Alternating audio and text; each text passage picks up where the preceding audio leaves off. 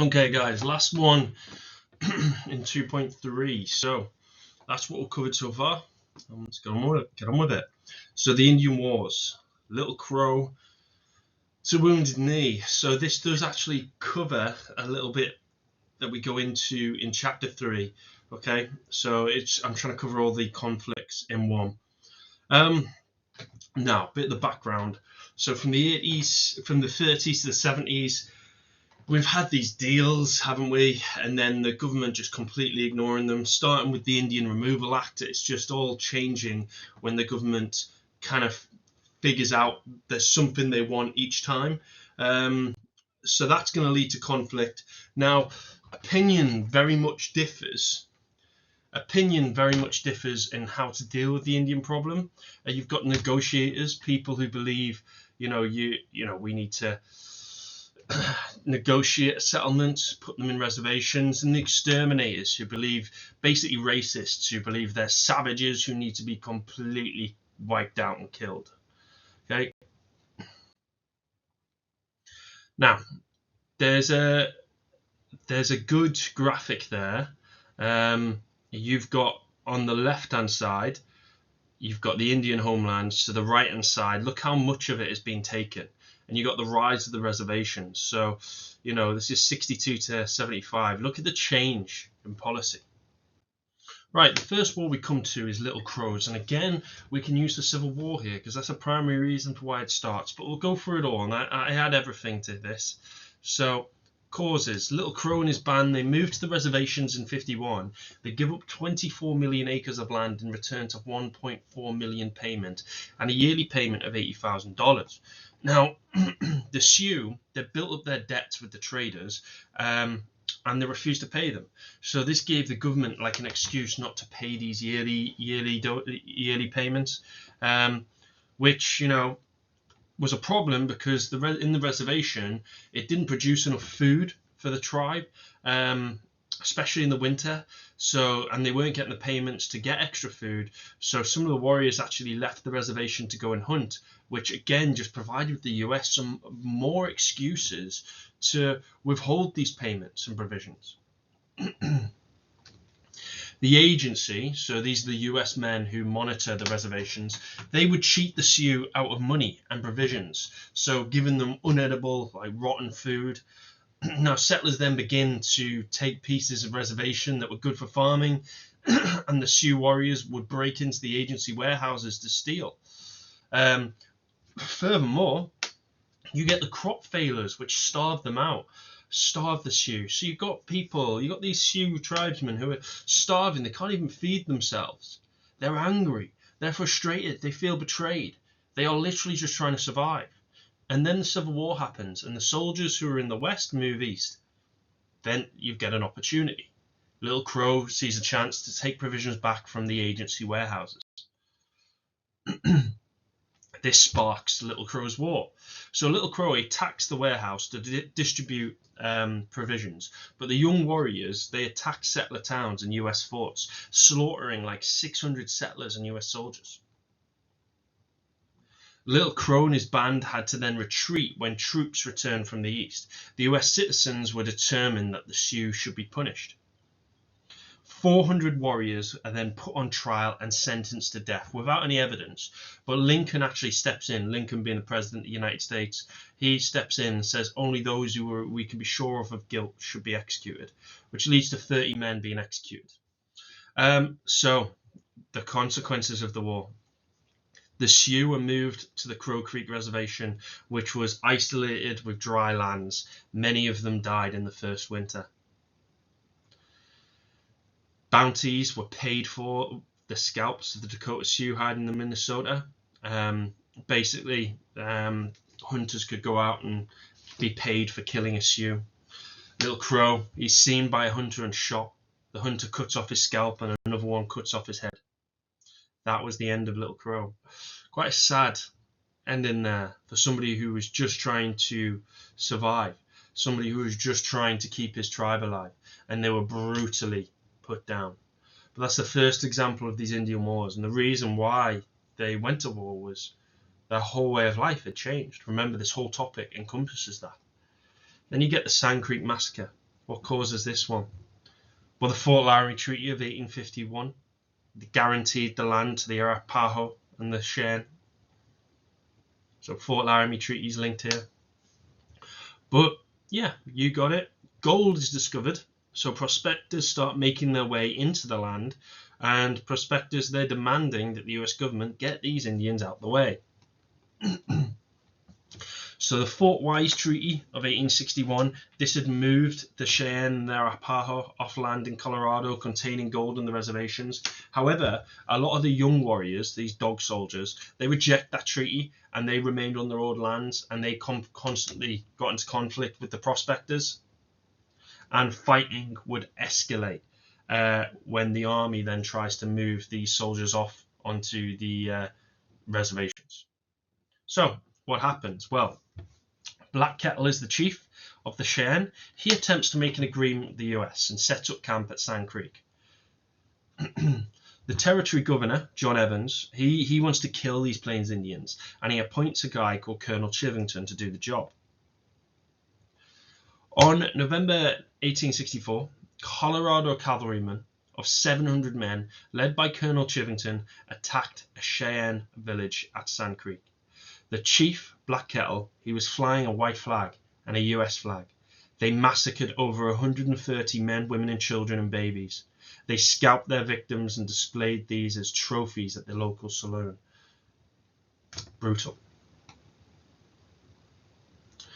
Chivington, he claims this as a victory.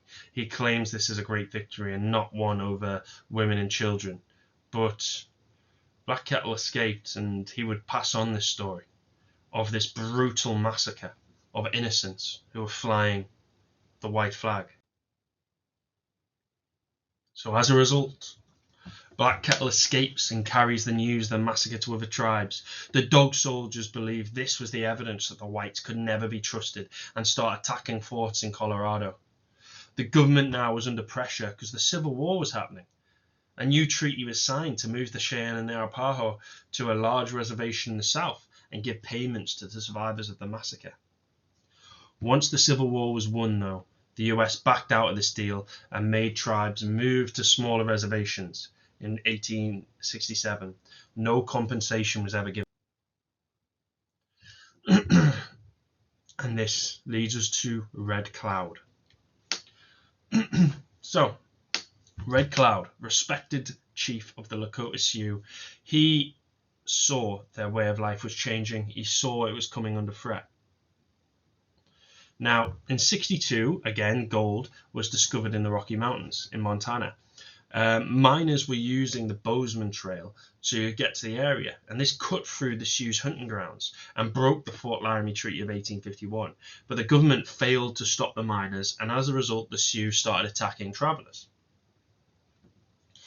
Red Cloud goes to meet these US officials, but he sees the US were starting to build forts along the Bozeman Trail, and he realizes, right, I can't trust these guys. No matter what I say to them, they're literally going to tell me what I want to hear to my face, but then I can see what they're doing behind my back. My scouts can see them building these forts, and he's aware of what happened to Little Crow, so he thinks, I'm going to fight. So 66 to 68, Red Cloud, he gets support from other chiefs. Sitting Bull and Crazy Horse are going to be very important later on, and a band of 3,000 warriors. The Sioux began to attack the army. There was an incident called the Fetterman's Trap. The Sioux ambush Captain Fetterman and his troops. It's a very old tactic where a couple of Indian scouts go in and lure Fetterman and his troops away into an ambush, and they get massacred. Fetterman and 80 of his men killed. The Lakota Sioux then surround Fort Phil Kearny, and a peace commission was sent out to make the deal. So, Red Cloud's War and the Fort Laramie Treaty. This is the aftermath, the consequences. At the second Fort Laramie Treaty, the government agrees to close the Bozeman Trail, and Red Cloud agrees to take his people to a reservation in Dakota. The treaty also recognizes that the Great Sioux Reservation in Dakota was exclusively for the Sioux Nation. However, Sitting Bull and Crazy Horse, they don't want to sign this. Just to add on to the Fort Laramie Treaty, the they not only gave the special reservation, they gave the Sioux the access. The Black Hills of Dakota were going to be their land, so that was their sacred land, and that's going to be important when we get to the Battle of Bighorn. So President Grant, afterwards, he brings up this peace policy. Because of the problems of the Indians, he puts forward this policy which aims to calm the tensions and improving the management of the reservations, because, you know, certainly Little Crow's War really started because of the poor management of the reservations that pushed them into an impossible situation. So he has three things in this policy: budget, appoint, and replace. So the budget, $2 million to ensure Indians already living on reservations were taken care of. And appoint an American Indian, Eli Parker, as the Commissioner of Indian Affairs, thinking, right, we'll appoint one of your own. And replace the corrupt agents, especially with people like Quakers, who had a very religious and had a strong sense of justice and peacefulness. Problem, though, was Eli Parker was actually pretty racist to his own people. He didn't, instead of negotiating, he wanted the Indians to be treated as helpless, ignorant wards, and the government should fairly decide what was best for the Indians. So it doesn't quite work. Then we get to the Battle of Little Bighorn in 1876. Remember about the Sioux having the Black Hills of Dakota. That's going to be important. And there they are. So the North Pacific Railroad starts getting close to the Sioux land, right, encroaching on their lands, encroaching on their way of life. And you got this guy called General George Custer. He is kind of this guy who really wants, he has a real belief in his legend and his legacy. He wants to be remembered for something. You know, he's a glory hunter. Now, he leads cavalrymen to protect the railroad builders, and he's actually looking for gold, and he finds it. Guess where he finds it? Yes, in the Black Hills. Now, prospectors stake their claims over to the land. The government offers $6 million for these hills, but for the hills, of $400,000 a year for mineral rights. But the Sioux refuse, and many bands leave the reservation. So they refuse this offer because the Black Hills of Dakota are sacred to them. Remember the first procession, Indian way of life. They feel connected in the Black Hills. They feel like this is where they're supremely close to their great spirit. It's everything in their religion. Think about Avatar and that big tree, and you know, it's the same kind of thing.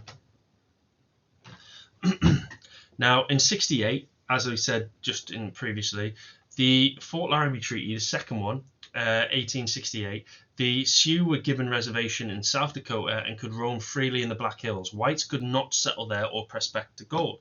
So this was a treaty written up by the whites, and again, they're going against that.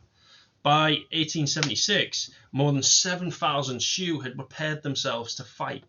Chief Sitting Bull said, "The whites want war, we'll give them it."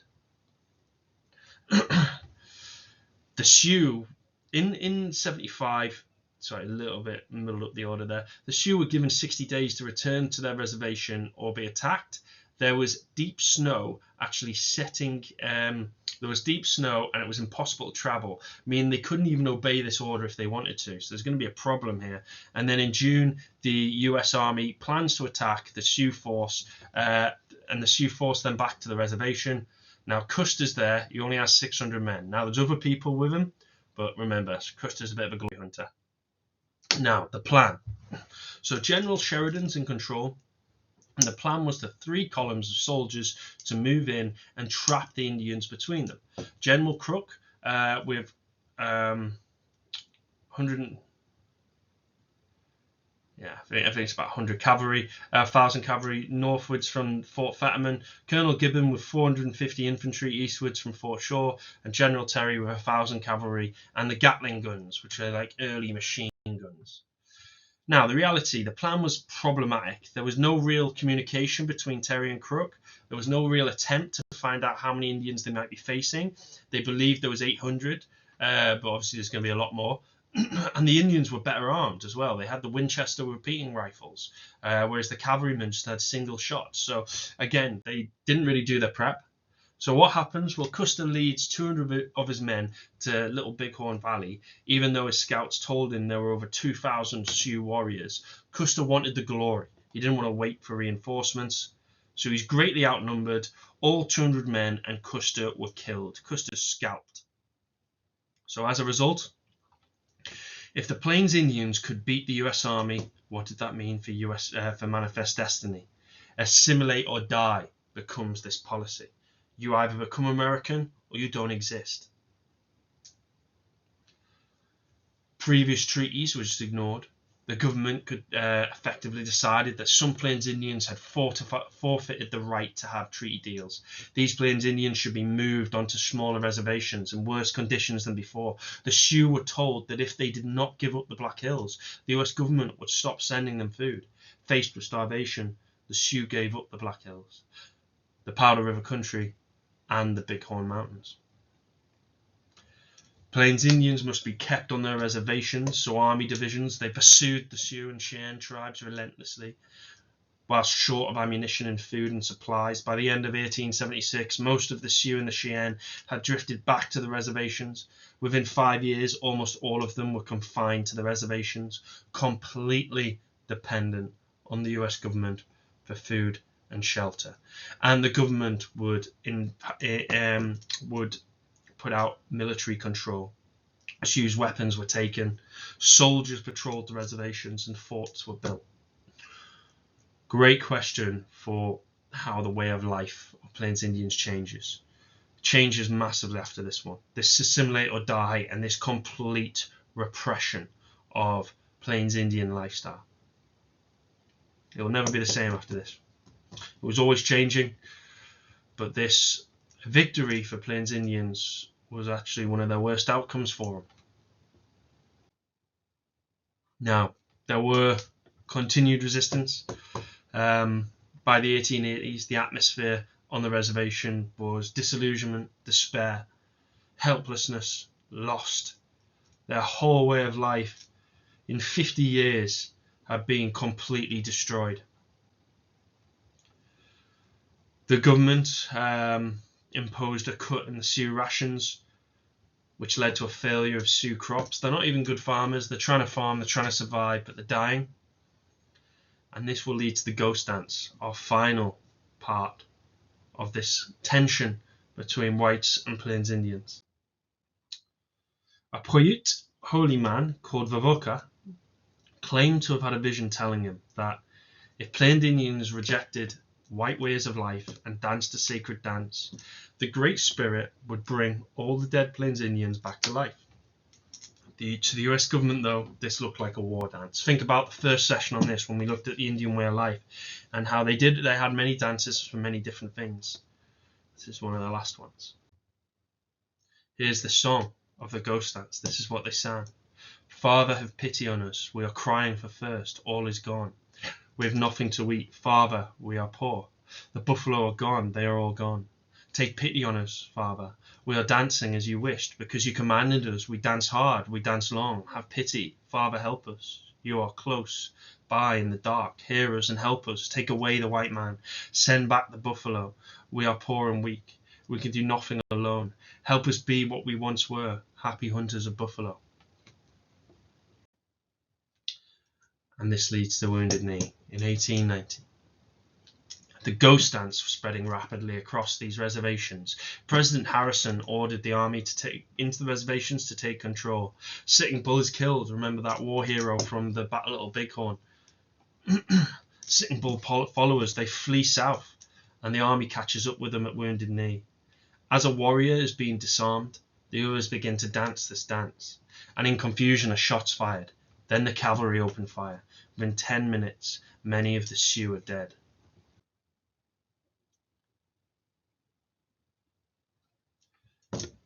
Public reacted happily.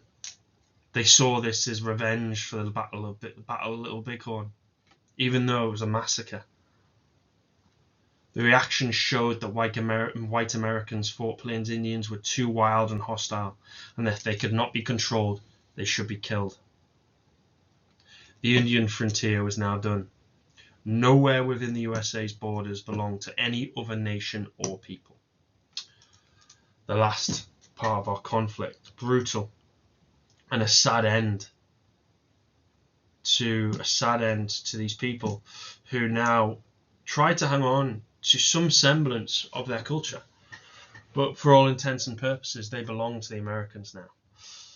In chapter 3, we'll look further in terms of how their way of life was changed. That wasn't as a result of direct conflict. It'll be like the Massacre of the Buffalo, the Dawes Plan.